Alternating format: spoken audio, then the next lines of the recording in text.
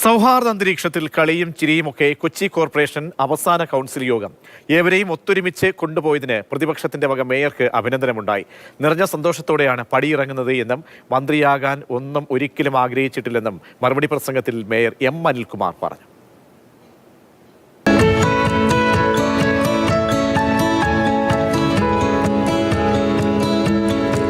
മറ്റു ചിലയിടങ്ങളിൽ ഉണ്ടായതുപോലെ തമ്മിലടിയും തർക്കങ്ങളുമൊന്നും ഇവിടെയില്ല.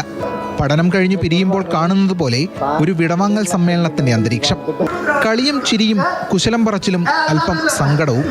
കൊച്ചി കോർപ്പറേഷന്റെ അവസാന കൗൺസിൽ യോഗം അങ്ങനെ വേറിട്ടതായി. 5 വർഷക്കാലത്തെ അനുഭവങ്ങൾ പങ്കുവച്ചാണ് ഏവരും സംസാരിച്ചത്. എല്ലാവരെയും ചേർത്തുപിടിച്ച മേയർക്ക് പ്രതിപക്ഷ അംഗങ്ങളുടെ അടക്കം അഭിനന്ദനം. പെട്ടെന്നൊരു സ്പാൻ പോലെ 5 വർഷങ്ങൾ പോയി. നമുക്ക് കുറേ കാര്യങ്ങൾ പൊതുജനങ്ങൾക്കായിട്ട് നമുക്ക് ചെയ്തു തീർക്കാൻ സാധിച്ചു. നമുക്ക് ഉണ്ടായ ഒരു സംഭവം, ഒരു സങ്കടകരമായ സംഭവം, നമുക്ക് അന്നത്തെ ബ്രഹ്മപുരം ഫയറിന് ശേഷമുള്ള സമരത്തിലുണ്ടായ അടിപിടിയാണ്. അത് നമുക്ക് ഒരിക്കലും മറക്കാൻ പറ്റാത്ത ഒരു അവസ്ഥയിൽ പോയി. നമ്മുടെ പപ്പൻ്റെ കാലിൽ തല്ലി ഒടിച്ചിട്ട് അതിന് ശേഷം സ്റ്റീലിട്ട് ഇപ്പോഴും സ്റ്റീൽ മാറ്റാൻ പറ്റിയിട്ടില്ല. എന്നോടൊത്ത് സഹകരിച്ച എല്ലാ കൗൺസിലർമാർക്കും, എല്ലാ ഉദ്യോഗസ്ഥന്മാർക്കും, പ്രത്യേകിച്ച് മേയറിനും എല്ലാവർക്കും നന്ദി പറഞ്ഞുകൊണ്ട് നിർത്തുന്നു. ഞാൻ അനിൽകുമാറിൻ്റെ ചടുലമായ സംഭാഷണങ്ങളും സ്വഭാവവും ഒക്കെ കണ്ട ഒരാളാണ്.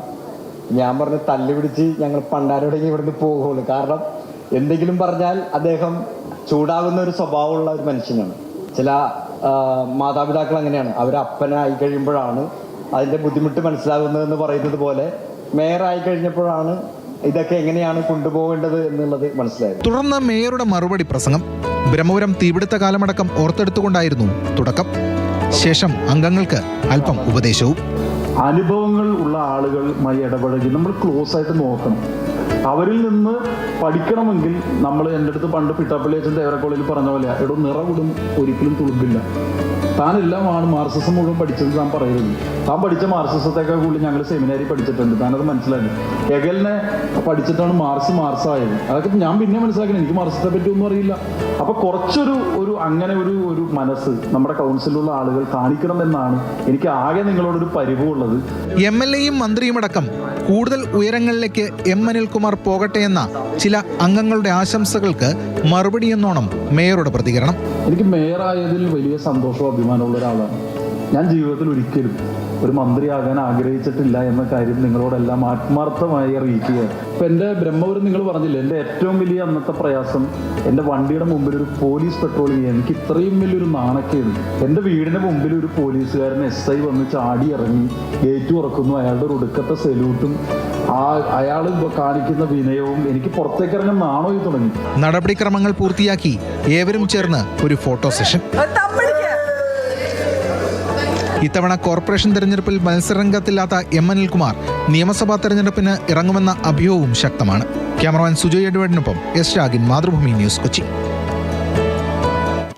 കൊച്ചി കോർപ്പറേഷനിലെ ഇടതുപക്ഷത്തിന്റെ ഏറ്റവും പ്രായം കുറഞ്ഞ സ്ഥാനാർത്ഥി മട്ടാഞ്ചേരി കരിപ്പാലം ഡിവിഷൻ 4 സ്ഥാനാർത്ഥി രേഷ്മ രമേശാണ്. ബാലസംഘത്തിലൂടെ രാഷ്ട്രീയ പ്രവർത്തനം ആരംഭിച്ച രേഷ്മ ഇന്നിപ്പോൾ DYFI നേതാവാണ്. തന്റെ 24-ാം വയസ്സിൽ കൊച്ചി കോർപ്പറേഷനിലേക്ക് ജനറൽ സീറ്റ് കാറ്റഗറിയിൽ മത്സരിക്കാനാണ് CPM അവസരം നൽകുന്നത്. കൊച്ചി കോർപ്പറേഷനിലേക്ക് LDF തങ്ങളുടെ 70 സ്ഥാനാർത്ഥികളെ പ്രഖ്യാപിച്ചപ്പോൾ അതിൽ ഏറ്റവും പ്രായം കുറഞ്ഞ സ്ഥാനാർത്ഥി കരിപ്പാലത്തെ ഡിവിഷനിൽ നിന്ന് മത്സരിക്കുന്ന രേഷ്മ PR ആണ്. ആദ്യമായിട്ടായിരിക്കുമല്ലോ ഇങ്ങനൊരു മത്സരത്തിലേക്ക് ഇറങ്ങുക? സ്ഥാനാർത്ഥി എന്നൊരു ഇതിലേക്ക് ആദ്യമായിട്ടാണ്, അല്ലാതെ നേരത്തെ പാർട്ടിയിലും സജീവമായി നിൽക്കുന്ന ഒരാളാണ്. അപ്പോൾ ഇങ്ങനൊരു സ്ഥാനാർത്ഥിത്വം വന്നപ്പോഴത്തേക്കും എന്താ പെട്ടെന്ന് തോന്നിയേ? ഒട്ടും പ്രതീക്ഷിക്കാതെ കിട്ടിയൊരു ഇതാണ്, സ്ഥാനമാണ്. അപ്പോൾ സോ എക്സൈറ്റ്മെൻ്റ് ആണ്, സന്തോഷം. കൊച്ചി കോർപ്പറേഷൻ മേയറായിട്ട് വരിക എന്ന് പറഞ്ഞത് വനിത കൂടിയാണ്. ജയിച്ചു വന്നു കഴിഞ്ഞാൽ അതിനും സാധ്യതയുണ്ട്. ഉണ്ടാകാം, ഉണ്ടോ? അതെ. എങ്ങനെയാണ് ജയസാധ്യതയൊക്കെയാണ് അവരും പറയുന്നത്? ജയസാധ്യത ഉണ്ട് എന്ന് വെച്ച് കഴിഞ്ഞാൽ ആ ഒരു ആത്മവിശ്വാസം എനിക്കുണ്ട്. മെമ്പറായിട്ട് ഇപ്പോൾ മാറാനൊരു തയ്യാറെടുപ്പിലേക്ക് കിടക്കുകയാണ്. അപ്പോൾ അതിന് മുൻപ് ഏതെങ്കിലും തരത്തിൽ എന്തെങ്കിലും വിഷനോ അങ്ങനെ കാഴ്ചപ്പാടോ അങ്ങനെയൊക്കെ ഉണ്ടോ? ഞാൻ ഒരു പ്രസ്ഥാനത്തിൻ്റെ ചുമതല കൂടി വഹിക്കുന്ന ഒരാളും കൂടിയാണ്. DYFI ബ്ലോക്ക് വൈസ് പ്രസിഡൻ്റ് ആണ്, മേഖല ട്രഷററാണ്, പാർട്ടി അംഗമാണ്. അപ്പോൾ ഈ ഒരു സ്ഥാനങ്ങളെല്ലാം നിൽക്കുമ്പോൾ തന്നെ യുവാക്കളുടെ ഒരു പ്രതിനിധിയായിട്ട് നിൽക്കാനും എനിക്ക് നല്ല താല്പര്യം. അവർക്കും കൂടി ഗുണകരമാവുന്ന രീതിയിൽ പലതും ചെയ്യാനും, എന്താ പറയുക, ജനങ്ങളിലേക്ക് കൂടുതൽ ആഴ്ന്നിറങ്ങി ജനങ്ങളുടെ പ്രശ്നങ്ങളും അവർക്ക് വേണ്ടി പലതും ചെയ്തു കൊടുക്കാനുള്ള ഒരു ആത്മവിശ്വാസവും കാര്യങ്ങളും അവർക്ക് കൂട്ടായി നിൽക്കാൻ താല്പര്യമുണ്ട് എനിക്ക്. ഇപ്പോൾ സ്ഥാനാർത്ഥി പ്രഖ്യാപനം കഴിഞ്ഞു, സ്വാഭാവികമായിട്ടും പ്രചരണം തുടങ്ങിയോ? അങ്ങോട്ട് തുടങ്ങുകയാണ് എല്ലാ കാര്യങ്ങളും. എന്ന് വെച്ച് കഴിഞ്ഞാൽ ഒരു നിമിഷം പോലും ഇനി പാഴാക്കാനായിട്ടില്ല. ഇവരെല്ലാം എണ്ണാവുന്ന ദിവസങ്ങൾ മാത്രമേ ഉള്ളൂ. അപ്പോൾ നല്ല രീതിക്ക് മുന്നോട്ട് പോയി ഒരു വിജയം എനിക്ക് ഉണ്ടാകും എന്നുള്ളൊരു വിശ്വാസമുണ്ട് എനിക്ക്. ശരിക്കും പറഞ്ഞു കഴിഞ്ഞാൽ ഞങ്ങളുടെ വാർഡെന്ന് വെച്ച് കഴിഞ്ഞാൽ ആദ്യം വനിതാ വാർഡായിരുന്നു, പിന്നെ അത് മാറി ജനറൽ വാർഡായി. ജനറൽ വാർഡിലാണ് അപ്പോൾ മത്സരിക്കുന്നത് അല്ലേ? അതെ, ഞാനിപ്പോൾ നിലവിൽ ജനറൽ വാർഡിലാണ് മത്സരിക്കുന്നത്. ഒട്ടും പ്രതീക്ഷിക്കാതെ കിട്ടിയ ഒരു ഇത്. അപ്പോൾ ഇത് കേട്ടപ്പോൾ ഞാനും എക്സൈറ്റ്മെൻറ്റ്, എൻ്റെ ഫാമിലി എൻ്റെ കൂടെ ഉണ്ടായിരുന്ന എല്ലാവരും സോ എക്സൈറ്റ്മെൻ്റ് ആണ്. ഭയങ്കര സന്തോഷം. എന്തായാലും വളരെ വലിയ വിജയപ്രതീക്ഷയും അതോടൊപ്പം തന്നെ ആ ഒരു ചെറുപ്പത്തിൽ ഇത്രയും വലിയൊരു ഉത്തരവാദിത്വം ഏൽപ്പിച്ച അത് നിറവേറ്റും എന്ന ഒരു ആഗ്രഹത്തോടു കൂടി തന്നെയാണ് രേഷ്മയുള്ളത്. സ്വാഭാവികമായിട്ടും നാട്ടിൽ രേഷ്മയ്ക്ക് വേണ്ടി പ്രവർത്തിക്കാൻ യുവാക്കളും മറ്റുമൊക്കെ ഇറങ്ങിത്തിരിക്കും. DYFI പോലെയുള്ള സംഘടനകളിൽ പ്രവർത്തിച്ച പരിചയം കൂടി രേഷ്മയ്ക്കുണ്ട്.